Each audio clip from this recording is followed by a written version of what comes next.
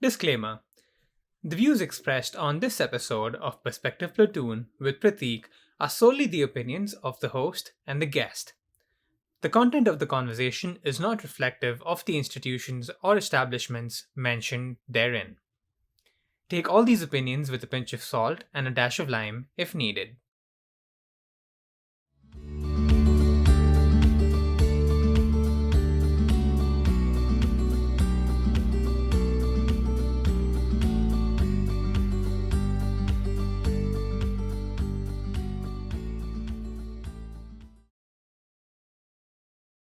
Hey Fern, how's it going? It's going pretty great. How are you? Doing good, doing good. Before we get started, if you could let everybody know who you are, what you do, your likes and dislikes in everyday life, any future aspirations, if any, that you're willing to share, and yeah, anything and everything you're comfortable sharing. Cool. So my name is Fernanda Casanova, but everybody calls me Fern. I am an immigrant. Me and my family moved here from Caracas, Venezuela when I was like 10. I've always been really into the arts. I actually used to be a musical theater major. Now I'm a studio art major. Hopefully, like once I get done with school, I can progress in an art career for a little bit. But then I want to get my master's eventually so I can become a professor for fine arts. Yeah, I don't really do much except for go to school and then work and then go to school and then work. But yeah, I guess I just like really stick to the arts on a daily basis. Cool. I mean, any sort of mundane likes or dislikes in everyday life that you feel, I mean, it can be something as dumb as laundry or, Yeah, whatever dishes. Is that something that you like doing, you don't like doing? I definitely hate doing dishes. hate, Okay. hate, hate dishes, but something you're gonna do. On a more like, I guess like if I wanted to get more deep on a dislike on a daily basis, though, I would probably say like living paycheck to paycheck is like extremely tough. I think a lot of people can relate to that. A lot of our daily needs are not met, and so it's like, yeah, just having to gamble with this small amount of money that you make to survive. So it's like on a deeper scale, that's definitely like a huge dislike. But on a mundane scale, dishes awful. Right. I mean, yeah, I do sort of agree with you in that sense where living paycheck to paycheck is really rough because it's a sort of financial stress that it's just not financial, it's also sort of mental because then it adds on and spills on to Yeah. other things.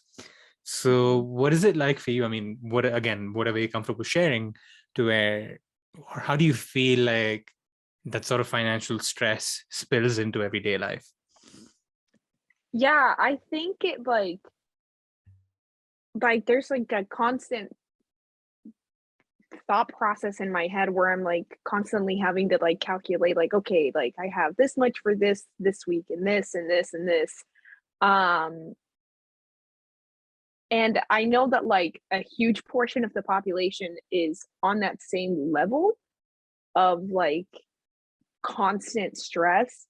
So yeah, it really does show through sometimes like for example during school, like I feel like I would be more of 100% willing to want to do the work had I have like my daily needs met at least.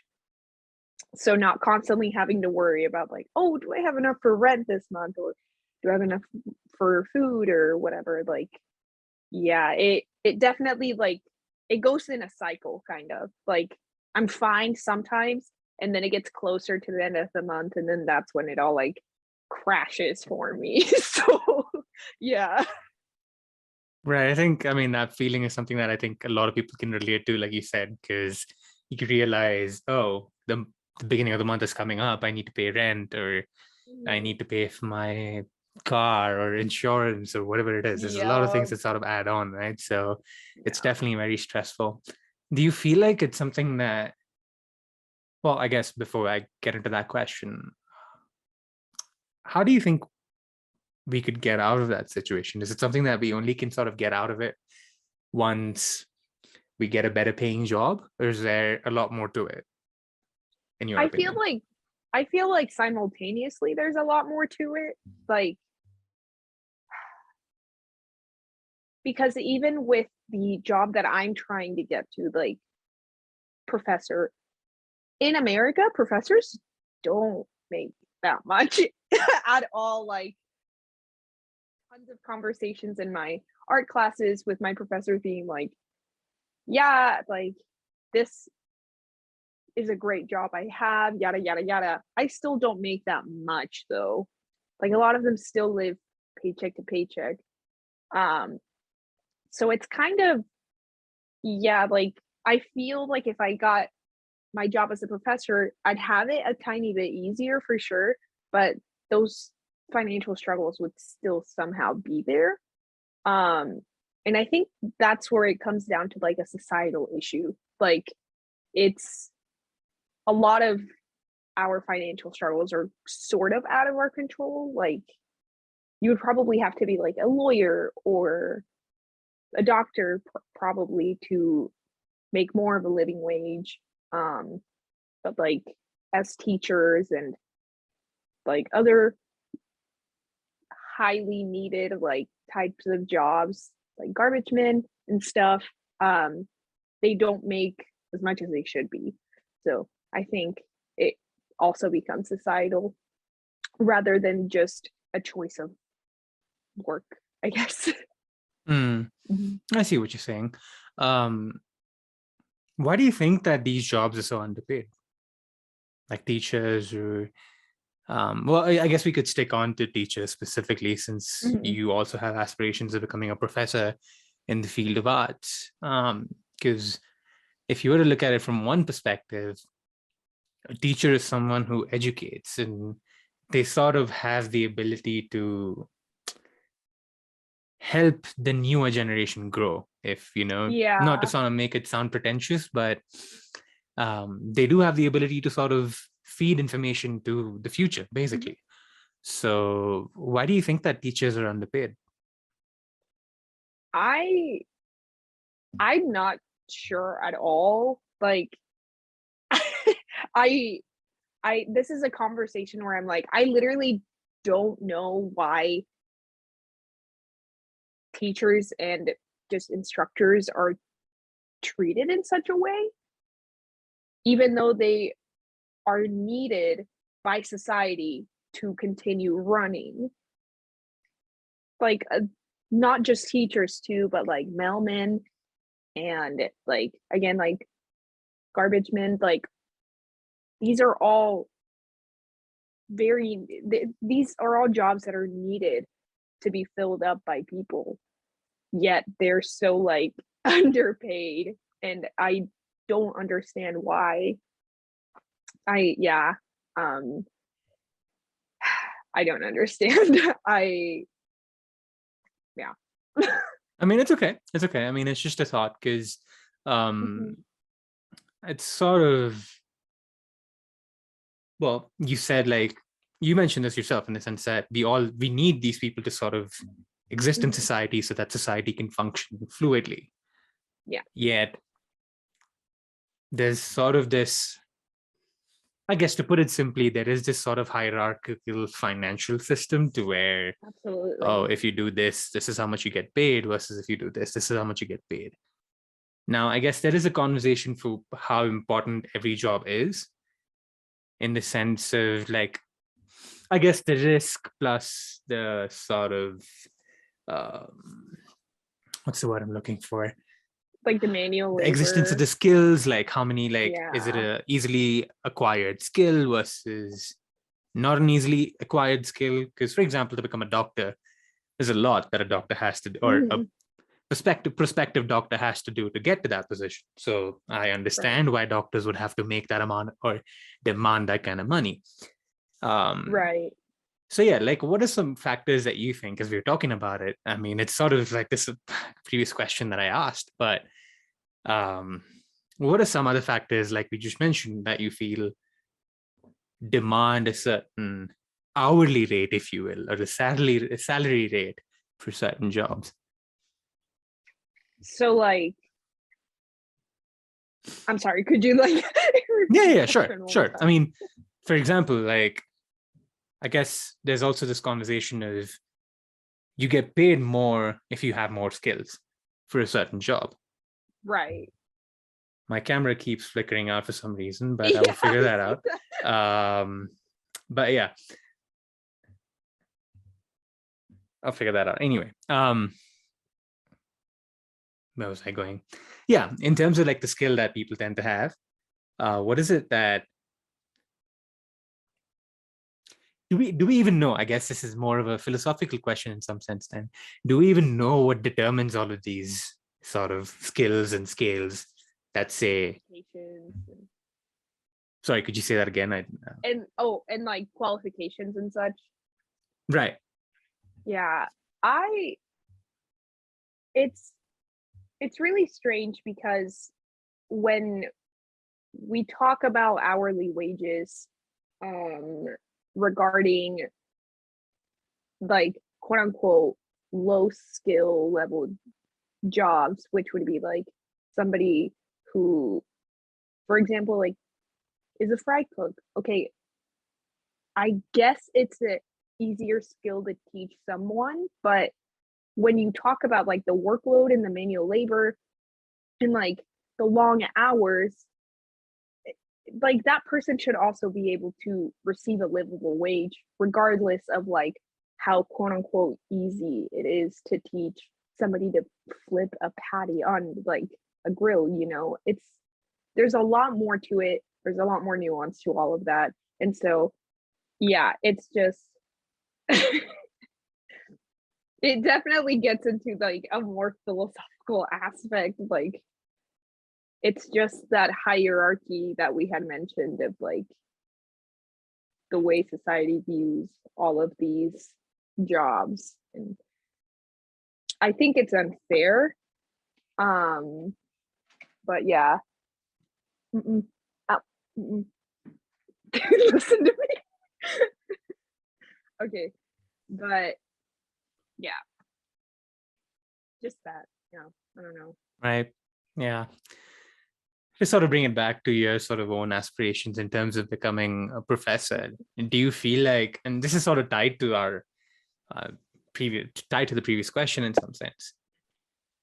What do you, I mean, Mm. because you're aware of the fact that a professor doesn't probably make as much as an engineer or a doctor in the United States. But what is it that still gravitates you towards wanting to become a professor? um Definitely, like, okay, so that way being a professor wasn't like my initial like go-to for a career when I first had started doing or like going to school. um but while I was in school, I, especially now in art school, I had met various professors who have inspired me in the way that they like view art and view the world through art, I guess, and the importance of it all.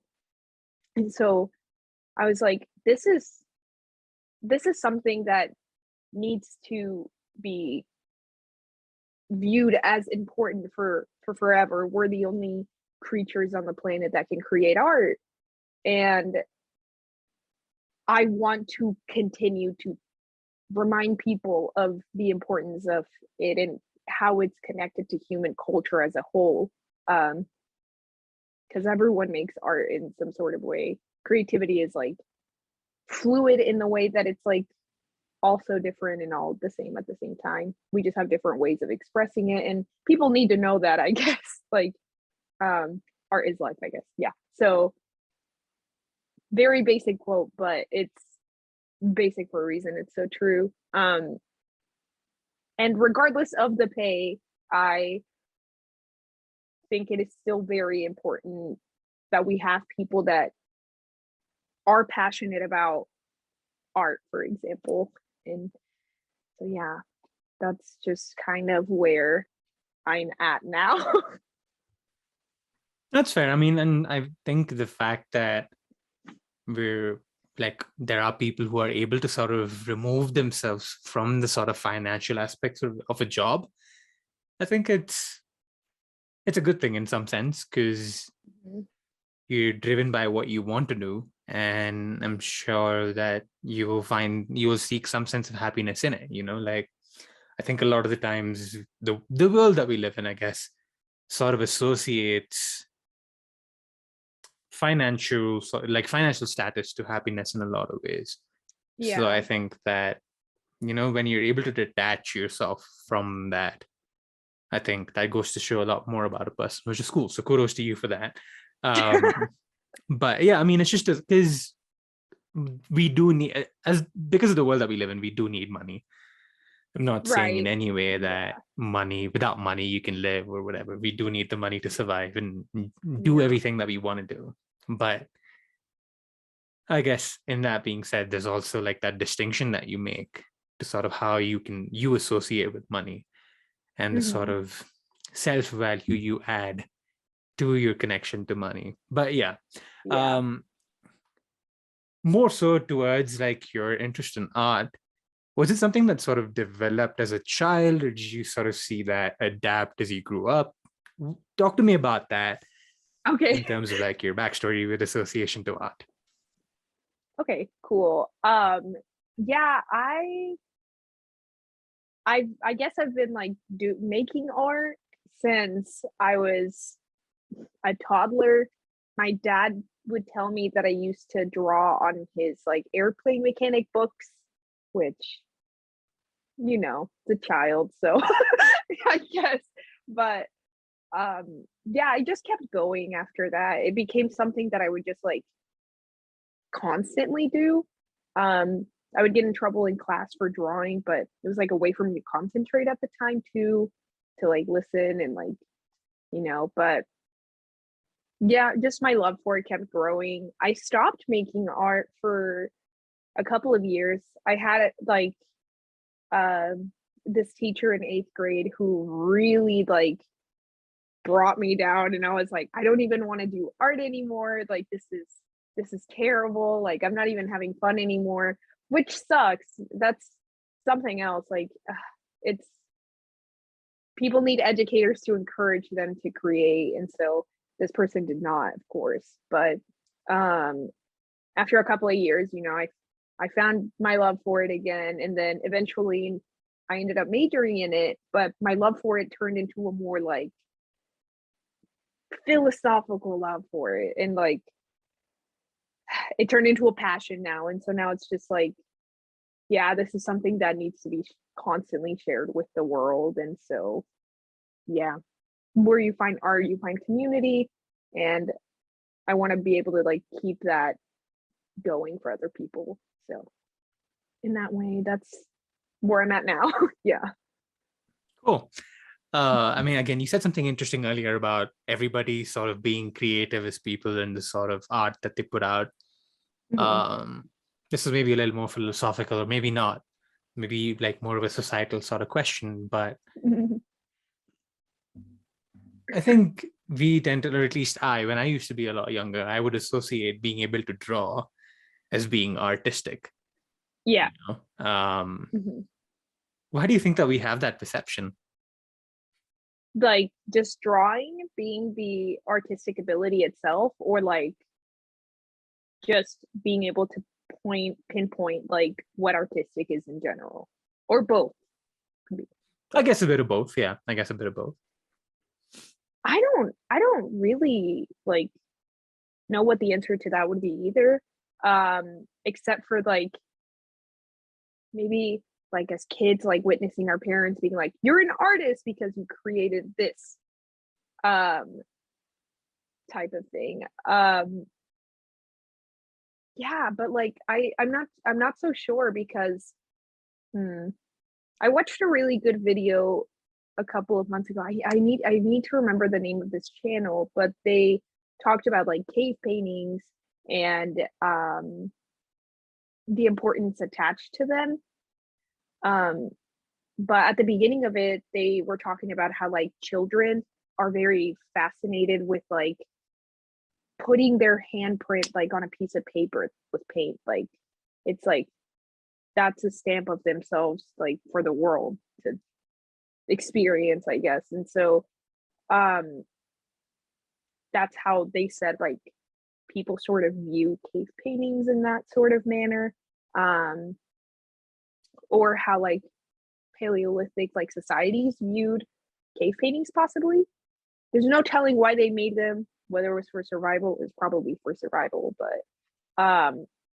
like looking at a cave painting now, like as a modern human, like I always am like filled with a lot of emotion that I don't even know. A weird feeling of nostalgia, even though I'm not connected to it whatsoever. But yeah, I definitely think it's mostly because of our parents that we think like, oh yeah, this is what an artistic ability looks like. But I think it can get, I think it's more like complex than that.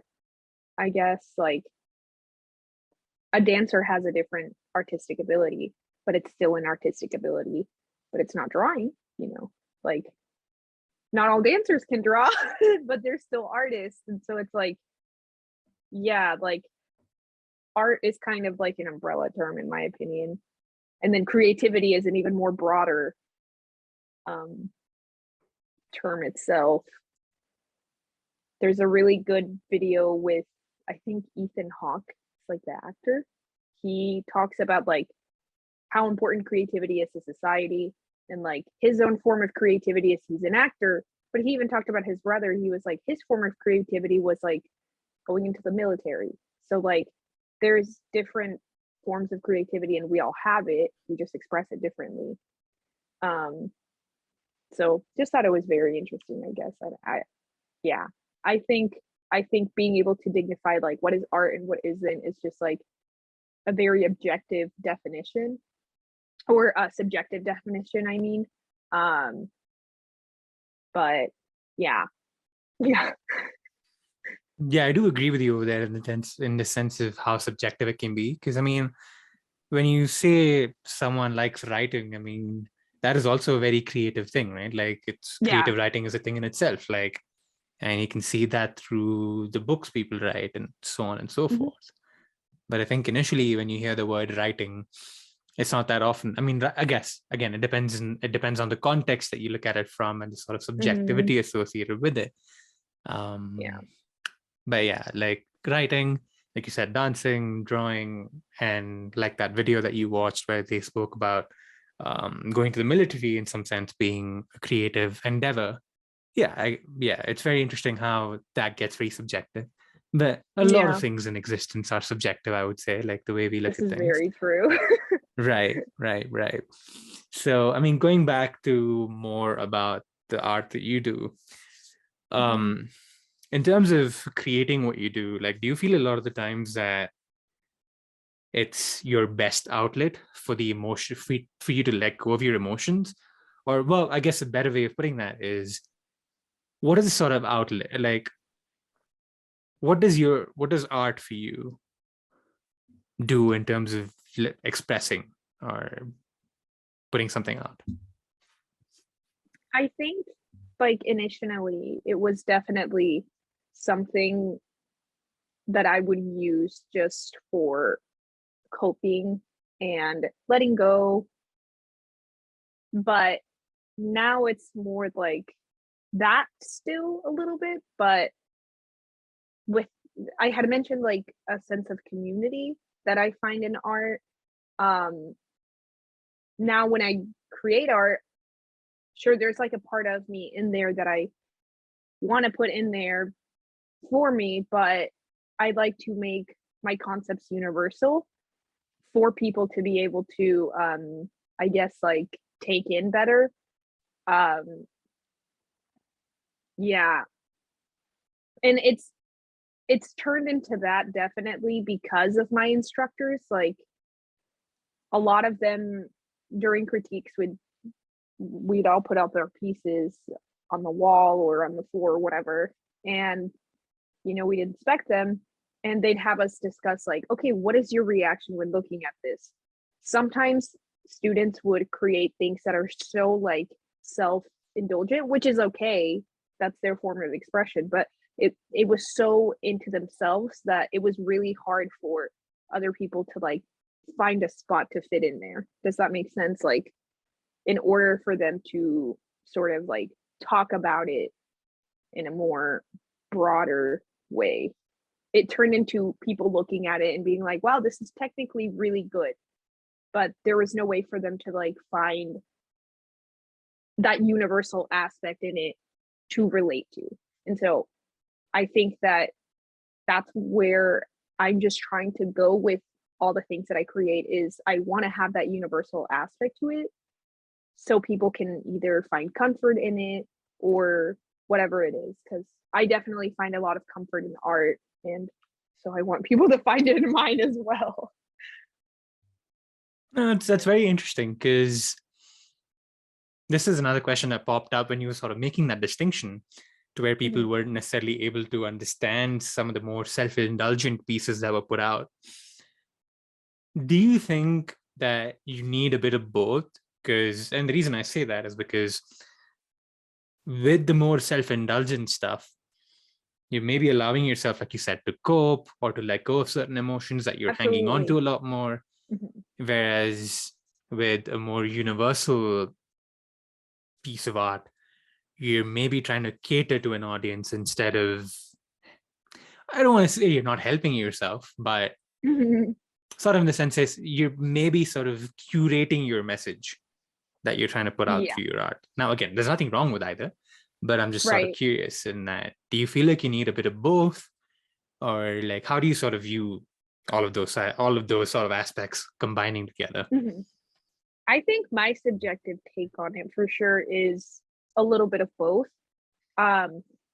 Initial concepts to creating a piece are always going to be very self-indulgent, like always going to start off being very self-indulgent. But you can make them universal in the process, for sure. So I think like definitely both working simultaneously make the piece more effective and more like, oh, like people are drawn to it in that sort of way.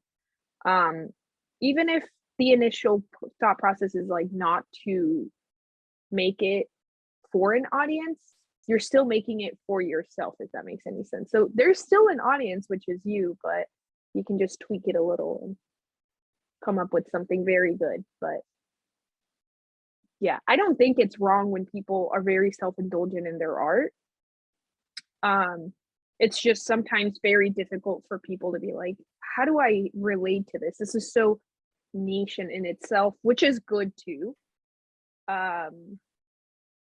So yeah, it just becomes kind of like a, yeah. Okay, yeah, I get what you're saying. And in that sense, like,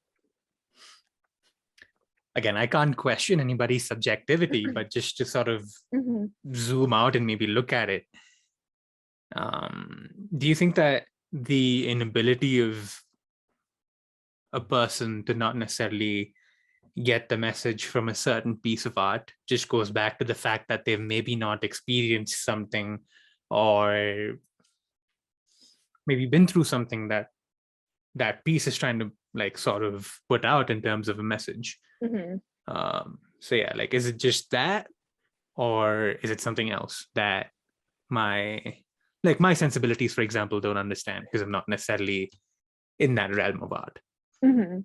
I think it could go either way.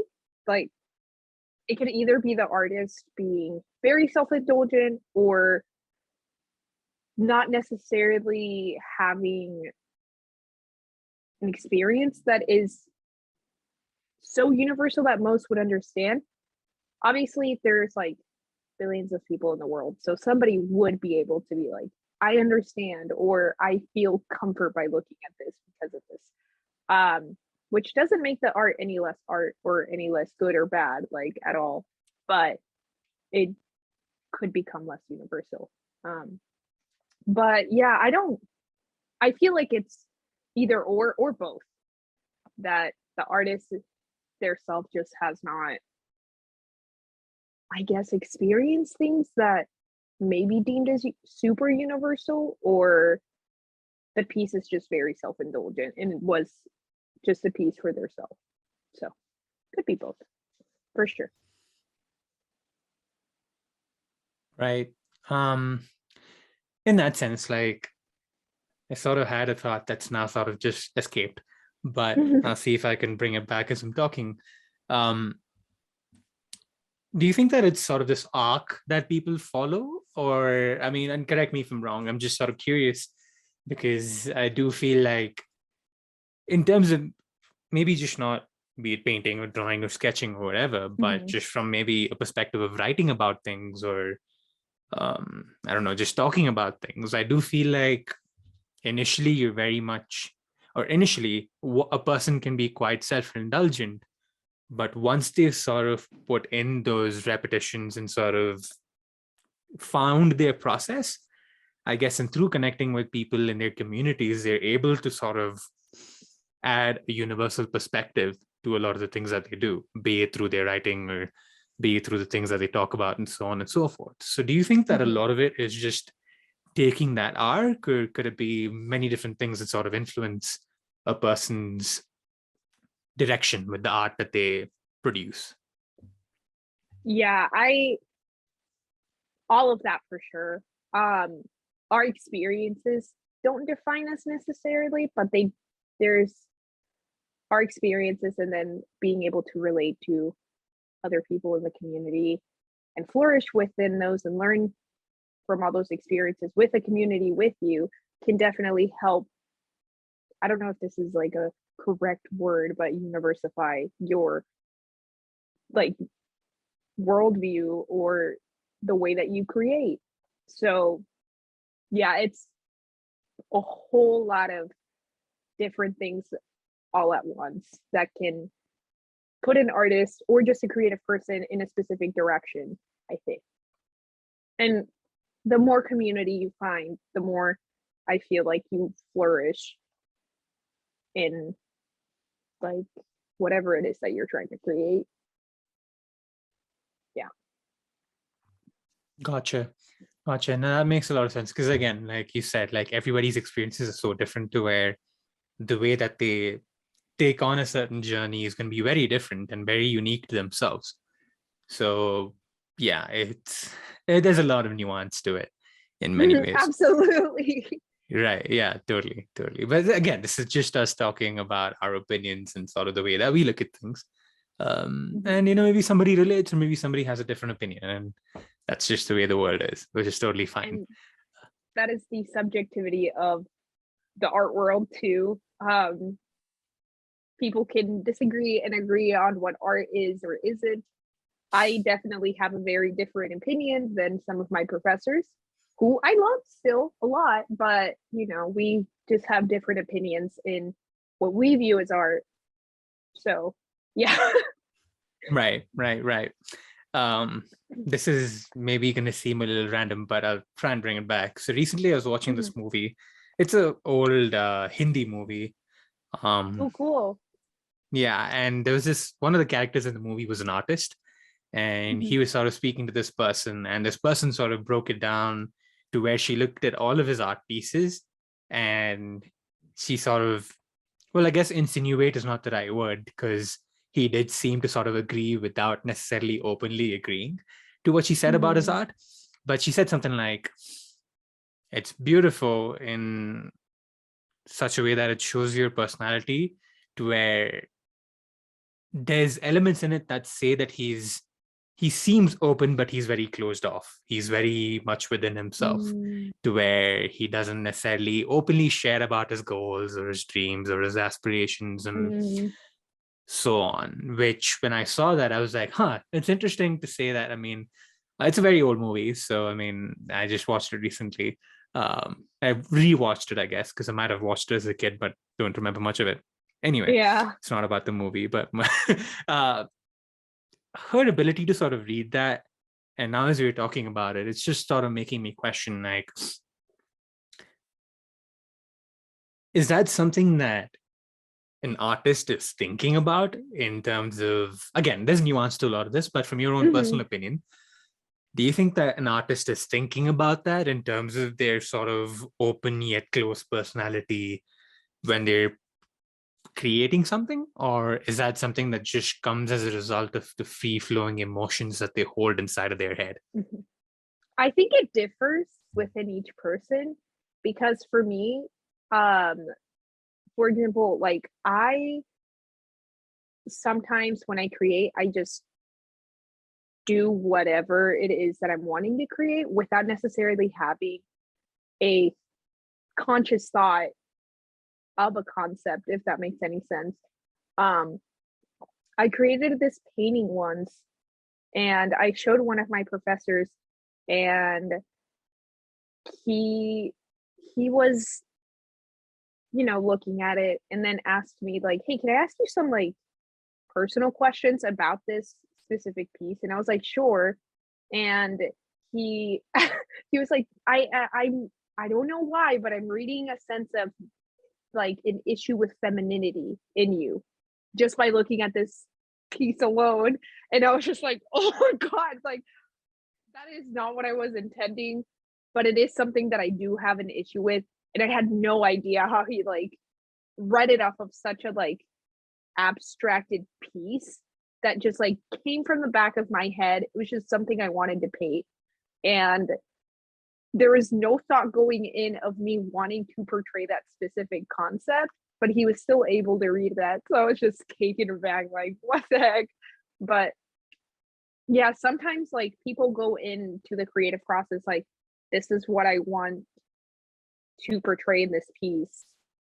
And then it can sometimes be read completely differently by viewers because misinterpretations, if you may, which I don't like calling them misinterpretations either, because I think whatever interpretation someone has is like valid in its own way, um, even if it's not necessarily close to the source. But yeah, it just definitely differs from person to person and then piece to piece. Because sometimes, like, whenever I do want to portray something on a piece and I put it out there that way, it's read that way. But other times, I think there is some subconscious thoughts that I had about something I'm creating, and I make it with this conscious idea, but it ends up being my subconscious ideas. It's like very weird. Creativity and like these processes are all very complex. They are, and which is why it sort of fascinates me, because it's very much, so it sort of feeds into your internal being as a person, if I was to put it that way. Yeah. Because the things that you write about on social media, or the things that you paint, the things that you sketch, all of that Mhm. is coming from a very internal place, right? So I think, like you said, the misinterpretations are bound to happen, because not everybody's going to be able to understand where you're coming from. My Yeah. camera is acting up again. I don't know why, but I'll keep talking. I guess it's just one of those days. But anyway, um, I do feel like that does have a role to play in terms of a person's ability to sort of express their art. But Yeah. do you think that one can be limiting in comparison to the other? I mean, like, knowing what you want to do you think can it limit the direction a person wants to go in Mm. comparison to just being free flowing? Mm, I think maybe yes and no. Like, hmm, it's very effective when you have a concept, but at the same time, it's also like just playing with chance itself or just going in and creating is also very effective. I think it depends on the artist. If they feel more comfortable with concepts, um, I think that that is working their abilities. But if concepts make them feel like enclosed and like, oh, I can't create outside of this realm or this specific thing that I was assigned or just this specific idea I had. I think it can be limiting if they feel like it's limiting. So it just depends on the person. Like, I'm trying to learn to stick to concepts that I come up with and try to execute them the best way possible so they can be read at least semi close to what I want the viewer to read. But yeah, so it just depends on the artist, I would say. Like, some artists definitely feel limited by just sticking to one specific idea, and yeah. Yeah. I mean, it's very interesting, which is why I'm asking all of these questions. But if Mm-hmm. you're bored by them, please let me know. No, I'm vibing. Cool. But yeah, like, I mean, it's just interesting how like all of these sort of dynamics add to you being a person in terms of being able to express yourself. Because I think that's something that we all need, right? Like, we need to be able to express and let go instead of bottling up all the things that we think about inside of us. So finding an outlet, be it through drawing or writing or creating content, whatever it may be, like, it helps in many ways. So I think as much as we all have like a certain job in the outside world, like, I think there's always room for us to be able to sort of create in some sense and let go of certain emotions. So do you feel like, speaking about like letting go of certain things, do you feel like your endeavors with art have helped you heal and outgrow of certain experiences? And I mean, feel free to just speak about the things that you're comfortable about. If it's a little uncomfortable to talk about, that's totally fine. But again, if you're willing to share what it healed and how it healed you in that sense, yeah, if you could just explore that as you're talking about it. Right now, I'm currently going through a process of portraying like more cultural attachments or like sides of my culture that I've never really like dove into. So that's a almost kind of like a painful process in itself, but it's really liberating in the way that I'm vicariously living through these pieces I'm trying to make about a culture that I didn't really necessarily grow up with because we lived in the States. But yeah, it's healing in that way, and it's feeding that part of myself that I'm like, yeah, I'm still here, like I'm connected to this even though I'm far away. So yeah, that can be pretty healing. I think also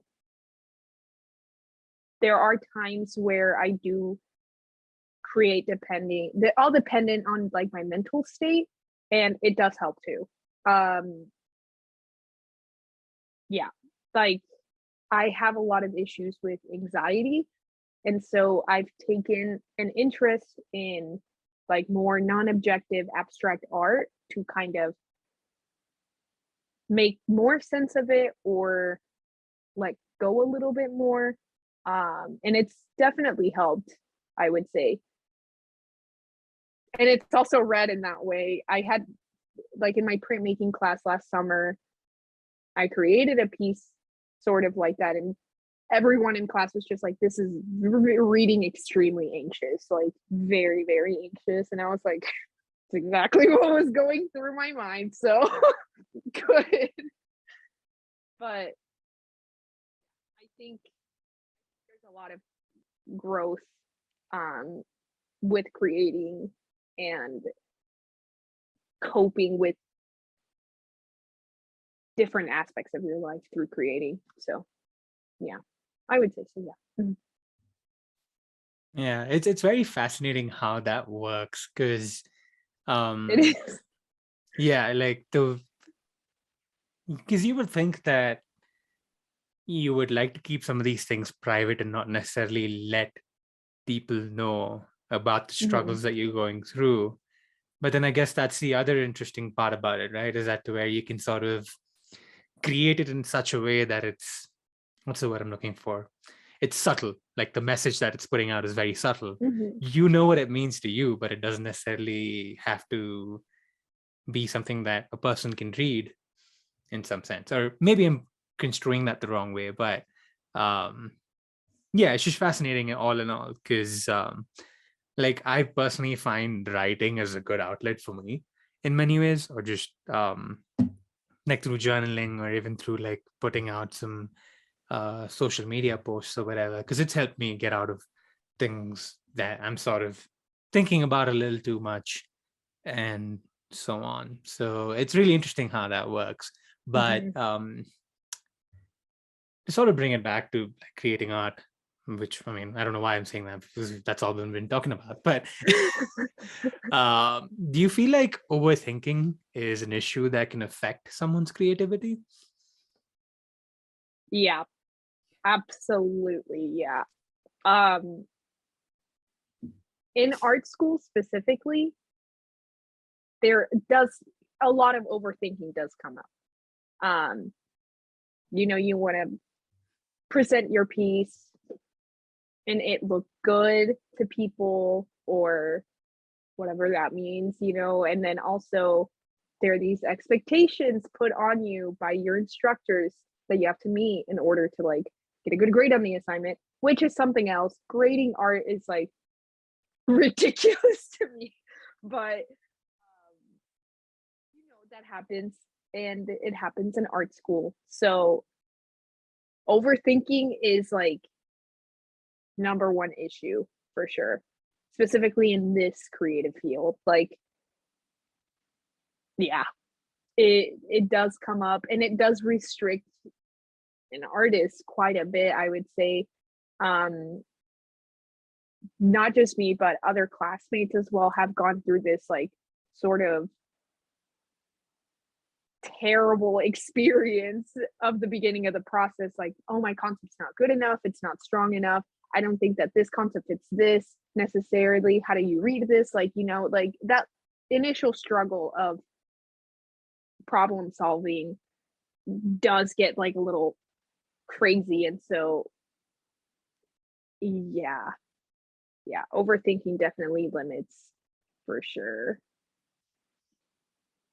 It can kind of make the entire process almost agonizing, which I had another professor explain, like, I'm going to give you guys a concept and a specific project. If you do not like that project, though, please talk to me. I don't want you to make something that you don't like making. He's like, that's not the point of art.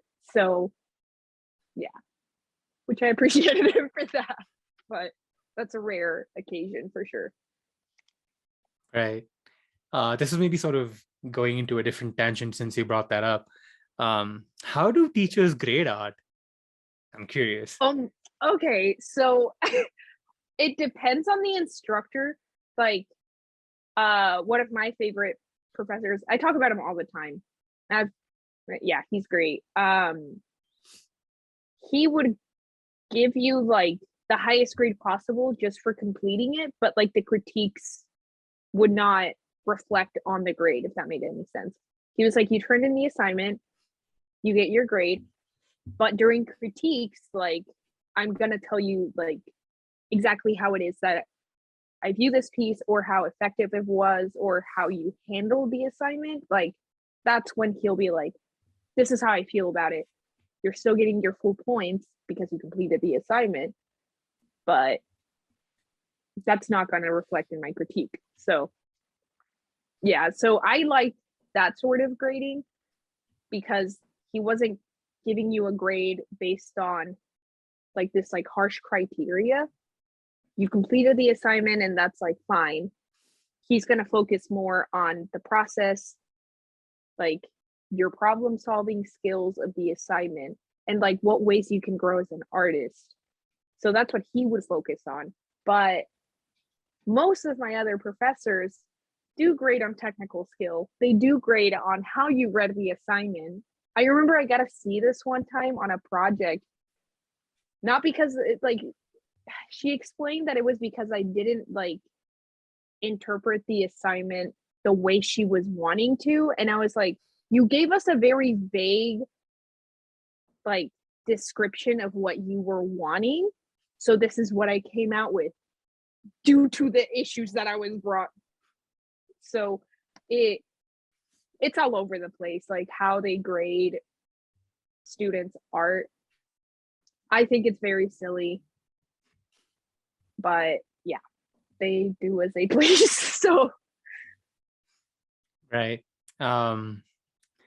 Yeah, I mean, because like if you were to ask someone who wasn't an art student, I would probably just say something like, oh, maybe they look at the technical aspect and so on and so forth. But then there's a lot more to it, especially when it's not something you can judge based off of, let's say, and again, please correct me if I'm wrong, but from yeah. my own sort of perspective, I guess, it's not like a biology class that you're taking to where, it's, oh, except X, Y, and Z happens for A, B, and C to happen. And if you don't write it in the right sequence, then it's not going to make any sense, because then you're totally Right. breaking the sort of chain of command or connection that leads from one thing to the other happening, or that helps one thing to happen from another.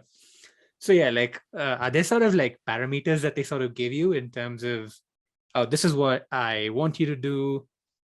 Or again, like if you want to sort of create that distinction between the two examples you mentioned of getting a grade for just completing with the critiques on the side that don't necessarily affect it, versus getting a grade just because you didn't do what the professor wanted you to do. Yeah, like it's like kind of like it really depends on the professor, because yeah, they're all so different about like how they grade and how they view their way of teaching. I think to be an effective like instructor is like just specifically in the world of art, you need to kind of nurture the aspect of the artist just simply creating. And so when you do that, obviously there's going to be critiques that are going to come in there like, hey, like this process is working, this process isn't working. Like I feel like that should be the thing that art instructors should focus on is this way that you created like working for you? Not like doubting the artist, but simply like questioning the artist to like kind of get those gears going. Like, how do you make this concept or this piece 110% quote unquote effective? Is you focus on that rather than like always focusing on the technical skill, which you totally can mention the technical skill with like in there. But I think people need to focus on how to help the artist flourish in their making and in their medium, whatever it is, which does not happen a lot. My professor, the one who would just like grade us on based on like the, oh, okay, you turned it in, critiques are going to be different though. That was his entire spiel basically. Like he always would focus on the concept and how effective it was, because he wanted to nurture that part of the artist rather than it be so like materialistic and like technical. That was his way of, I guess, like helping us grow as artists. But yeah. Interesting. So for example, or if you could give us an example in terms of what would a technical skill be that they grade, Like, would it be Mhm. something like, and again, this is just my dumbass not knowing about anything like that, but would it be something like a certain structure needing straight lines versus you using, I don't know, like a smudgy line? I don't know if that makes sense, but Mhm.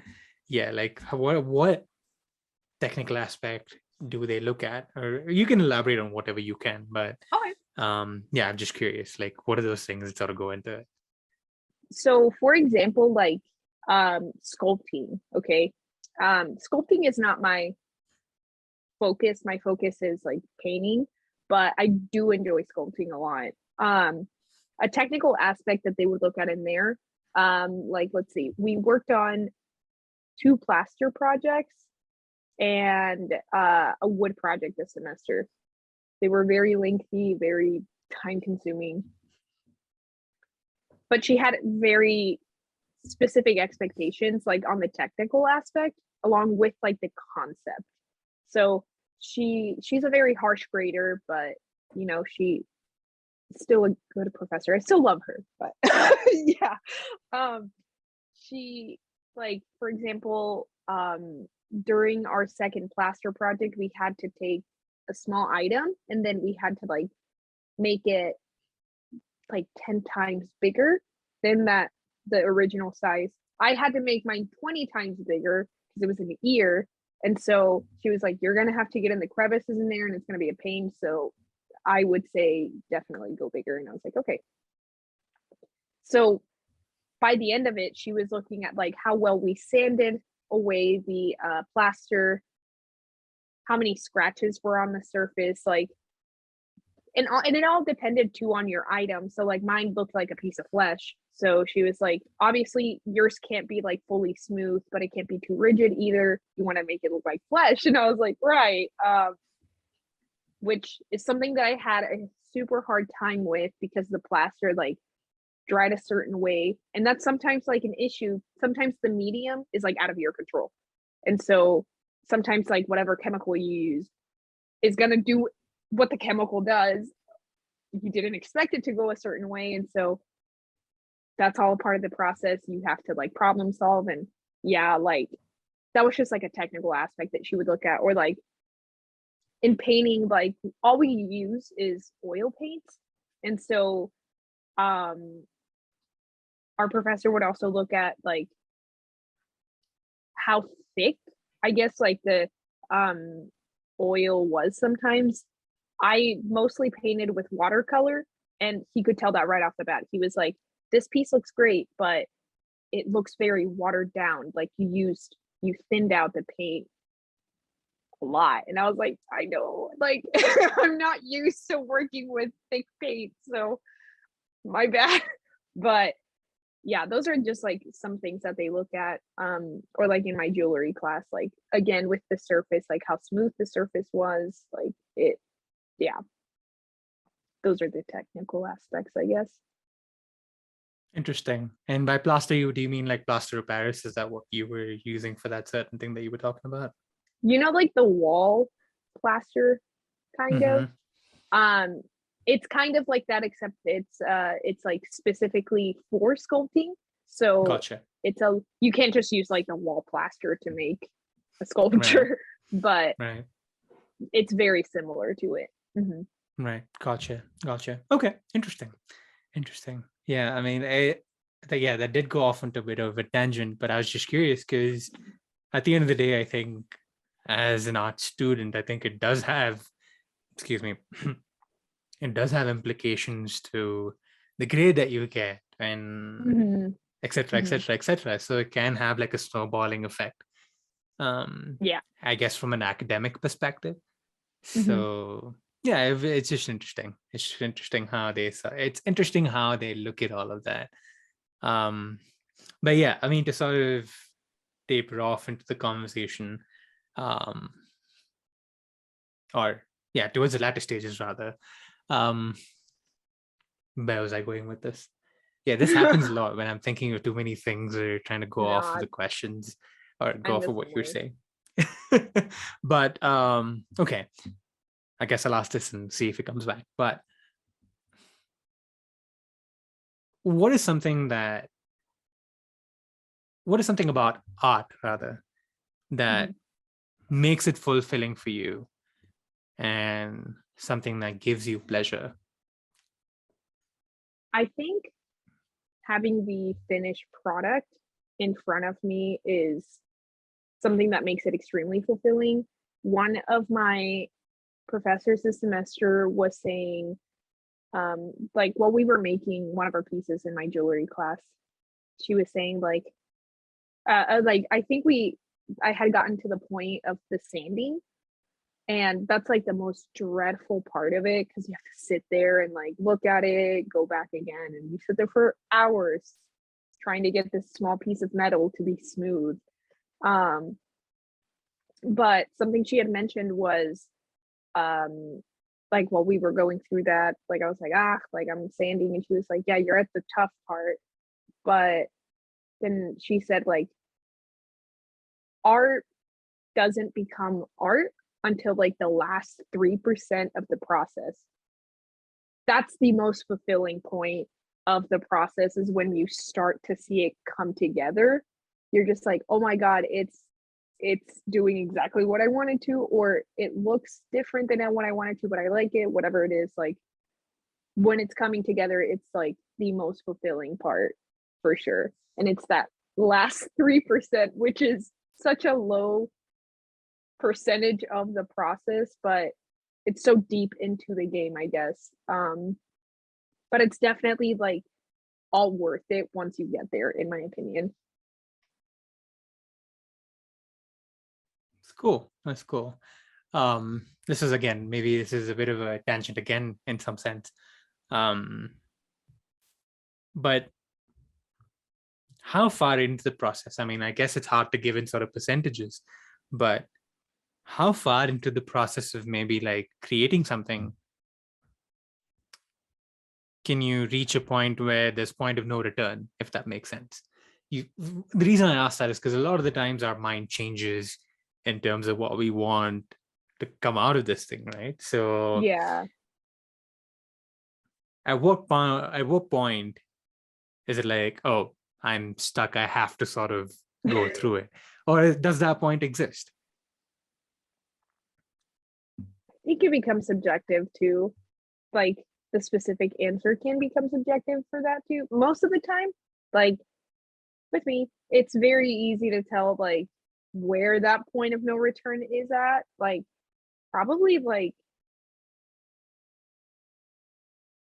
it's a very early point for me. Like 30% into the process, I'm like, I can't go back. Like I literally have to keep going, or yeah. But maybe for other people it's different. But for me, it's definitely like I would say probably 30% into the process. I'm like, okay, there's no turning back. Like this is it. And does that sort of have an impact on how you feel about it at the end of it once it comes together? Yeah, I would say so. Yeah. Like sometimes whenever I'm having those doubts and I'm kind of like stuck, I'm like, how is this going to turn out at this point? Like, I hate it. I hate how it looks, but I can't stop. Like, I literally have to keep going because it's an assignment, or it's literally like oil on the canvas. And a lot of it this is dry and I can't cover it. So I might as well just finish it. Um, it definitely, like, most of the time I'll look at the finished product and I'm like, okay, this didn't go the way that I wanted it to, but we're here and we're done. Sometimes I don't like the finished product, which is unfortunate, but other times I end up liking it even more. Um, or I feel about the same. So I think it just depends on the piece that I made. Um, yes, but it definitely does affect my view at the end of it. Cool. Cool. Maybe just a last question before we go into the word association game in that stage of the podcast. But Okay. why do you think it's important for us as people to express and create through expression? And how can it help us? We've sort of spoken about it, I guess, Mhm. through the different questions that we've sort of delved into. But to sort of tie a bow on it, why do you think people should explore the avenue of creativity? It's all in us in different manners. And so like drawing, painting, and sculpting is not just the only form of creativity. Like I mentioned before, yeah, like there's different forms of it. They're all fulfilling in their own type of way. And again, we're the only creatures on the planet who are able to express creativity. Um, and I think it's also a sort of thing where you can build community with it. Um, there's always something that you can look at with someone else, like, and be able to relate to one another in that way. And so, yeah, creativity is like so important to human life. Um, so important to community. Like, yeah, that's just kind of how I view it. It's crucial for us, I guess. No, totally, totally. I couldn't agree more. I think it's definitely something that we should explore, because a lot of the times I think Mhm. because of our everyday sort of grind, great, the camera goes again. Okay. Anyway, um, but yeah, I think um, being able to sort of express even when you're busy with everyday life, I think Mhm. can go a long way in sort of coping with certain things and bringing you back to a flow state and so on and so Mhm. forth. So I definitely think that that has a role to play. Um, but yeah, I mean, thank you so much for answering all the questions I had, Fern. I really appreciate it. Of course. We're going to go into the word association game Okay. called Bish, Bash, Bosh. So basically, I'll be giving you 5 different words, and you have Mhm. to respond to each of the words in three other phrases. So, for example, Oh, if I okay. was to say something like art, what are the 3 things that sort of come to your mind? That's sort of the way that the game goes. Okay. Um, all of these words is sort of recurring on every episode because I ask everybody the same words just to sort of see how they respond to them similarly or differently. I kind of find that Oh, okay. interesting. So, That is yeah. very interesting. So, yeah. And for those of you listening and watching, all of these clips go up on Instagram on Random Relatability, the Instagram page. So you can always watch them there as well. But yeah, I mean, Cool. to get started, the first word is differences. What are the 3 things that sort of call out to you when I say the word differences?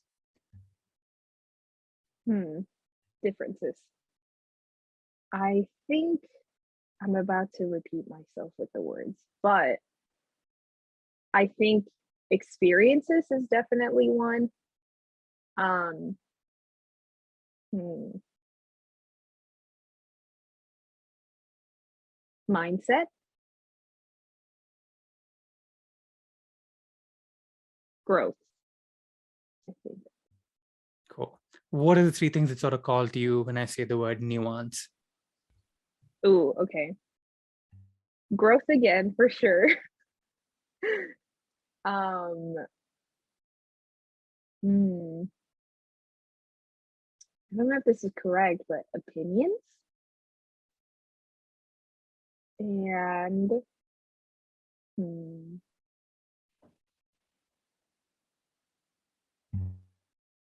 hmm,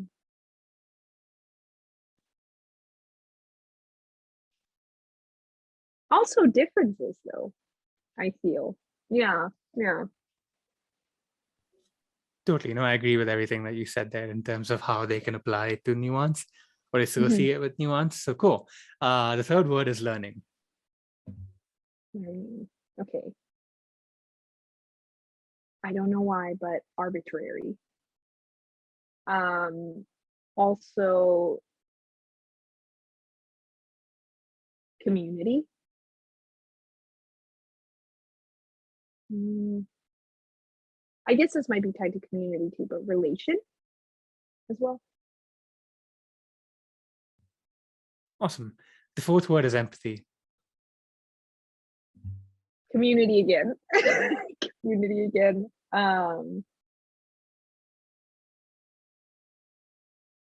Growth again. And hmm,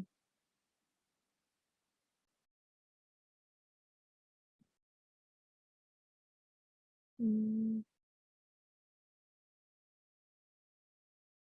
I guess like a phrase I could add to this one would be,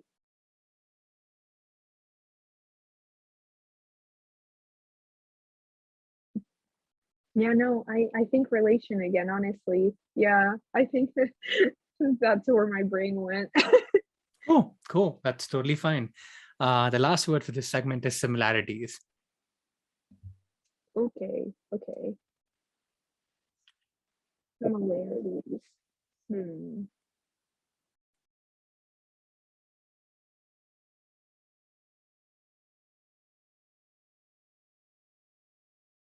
Mm. Why do I keep wanting to say community? My brain just keeps going there. But yeah, I guess that one first. A second thing for similarity to me would be, mm, I think, yeah, a phrase I think I could use for similarity is like there is a sense of um almost belonging, or you feel like you belong where you're at, specifically based on similarities and other things that people can relate to you. Don't know how I would make that shorter, but yeah. That would be the second thing, I guess. Um, hmm, experiences again, yeah. Cool, cool, cool. That's awesome. Well, thank you so much for playing along on this segment of Bish Bash Bosh. For those of you listening and watching, I apologize for my camera acting up and funny background noises. But to go into the penultimate question, how do you relate to people? How do I relate to people? Um, I think the human experience itself is a way to relate. Um, we all struggle in our own very different yet alike sort of ways. So there's always a sense of being able to relate to one another in that way. Um, yeah, like I think that there's always something that you can relate to in another person, regardless of like, financial status or whatever it is. There's always something that you could probably relate to with another person. So yeah, just the human experience in general. Beautiful. And for the last question, which is not really a question, but I guess more of a request, if you could leave everybody who's listening and watching with a positive thought or positive quote or something that keeps you going on a day-to-day basis, please feel free to share that. Okay. I think I would want people to remember that they're always loved. They're never truly alone. Always look for yourself in your community when you don't know where to find yourself, if that makes any sense. Totally. No, that's, I guess, in some sense, self-realization and sort of where you exist in the larger scheme of things. But yeah, that's beautiful. That's a great note to close off on. Thank you so much for answering all my questions and Of course. tangents. I really appreciate it. Yes, of course. And yeah, for those of you listening and watching, thank you so much, and we'll see you guys next time.